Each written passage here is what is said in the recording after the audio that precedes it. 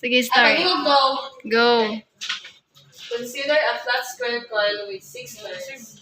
The coil is 2 meters on each side and has a magnetic field of 0.5 Tesla passing through it. The plane of the coil is perpendicular to the magnetic field. Use the Faraday's law to calculate the induced EMF. If the magnetic field is increased uniformly from 0.5 Tesla to 1 Tesla is 10 seconds. So, results. Ang atong gamiton nga formula is EMF is equal to an change of magnetic flux over change of time. Then, ang magnetic flux kay, magnetic field times area. Then, ito na siyang A, substitute nila. And, change of,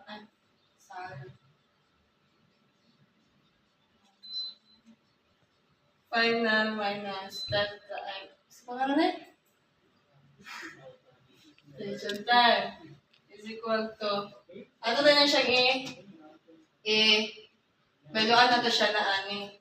So, mahimo siya BF A minus BI A over change of time is equal to, ato na po siyang factor.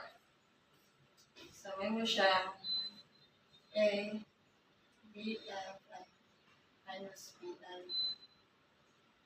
over change of time.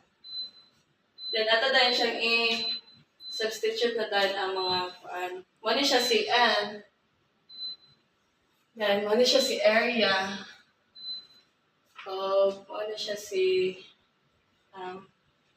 kani siya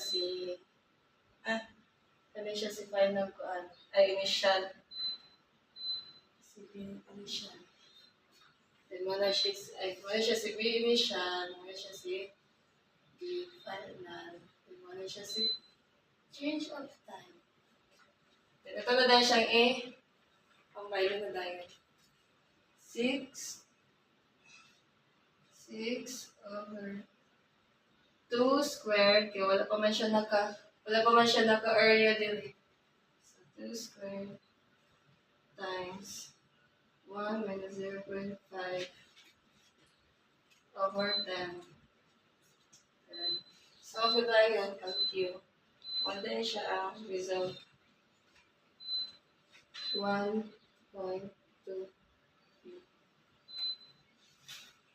Yeah. Ito ang